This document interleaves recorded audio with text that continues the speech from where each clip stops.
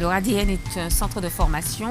Nous existons depuis maintenant 15 ans. Nous proposons des formations diplômantes à Bac+3 avec des universités, en partenariat avec des universités nationales.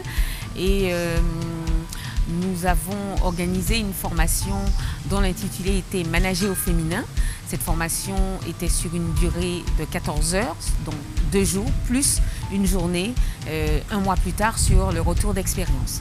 Donc nous avons organisé une conférence débat sur le thème « Manager au féminin » où nous avions invité des sociologues, des psychologues, la délégation aux droits des femmes et des managers, des femmes, des hommes, pour en tout cas débattre sur le sujet. J'ai suivi cette formation de 2 jours, Manager au féminin, parce qu'elle m'intéressait au plus haut point.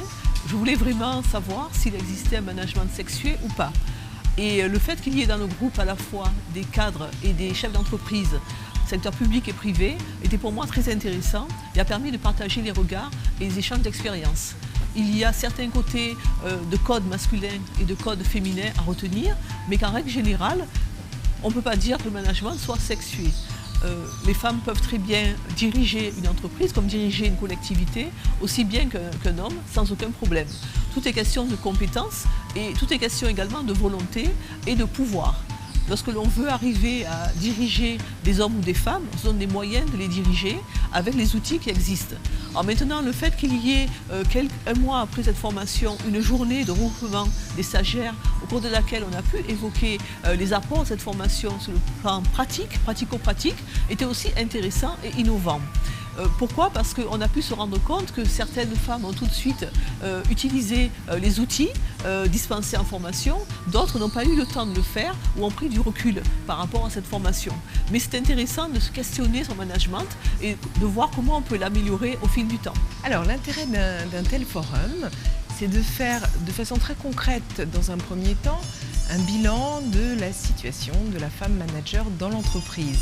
Et puis, de par les différents participants, de relier ça à des aspects qui peuvent être des aspects sociologiques, des aspects historiques et puis des aspects politiques, relier un petit peu ça aux décisions qui sont prises par les dirigeants aujourd'hui pour favoriser le fait que des femmes accèdent à des fonctions de dirigeantes. Moi, je travaille en tant que consultante, formatrice et coach pour accompagner ces femmes qui sont soit déjà dans des fonctions de manager ou qui veulent y parvenir et les aider à décrypter un petit peu les codes de l'entreprise, à identifier quelles sont les qualités féminines à développer et à mettre en avant. Quand je parle de qualités féminines, ce n'est pas des notions très stéréotypées de douceur ou autre chose de ce genre, mais des qualités de communication, d'écoute, d'empathie, donc directement transposables dans leur fonction de manager.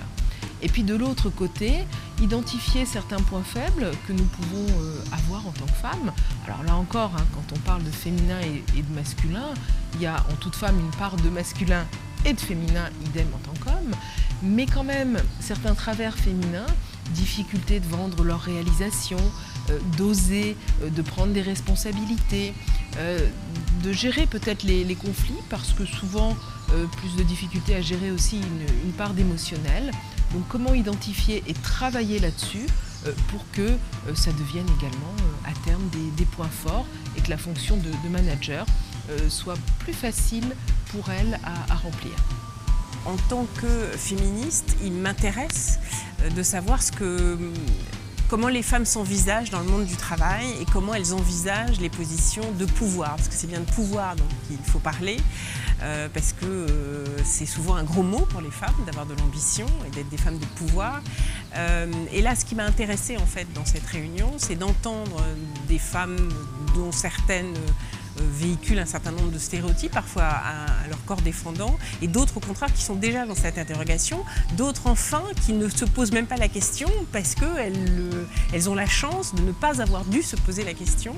Et je trouvais que c'était intéressant, moi en tant que formatrice, de pouvoir après utiliser ce que j'ai entendu et les expériences de ces différentes femmes dans les formations que moi je vais pouvoir dispenser à d'autres femmes et à d'autres hommes sur le sujet de l'égalité homme-femme en entreprise. Donc l'intérêt de ces débats pour nous, c'est faire avancer l'égalité homme-femme et aussi faire avancer l'égalité des femmes dans leur milieu professionnel. Mais c'est aussi un intérêt au niveau de l'enrichissement des débats et puis de solutions dans le milieu professionnel, dans le milieu de la formation. Et au vu du succès et des présences et des attentes des personnes qui étaient dans ce forum, nous comptons faire une proposition plus décentralisée de ces débats et de ces formations.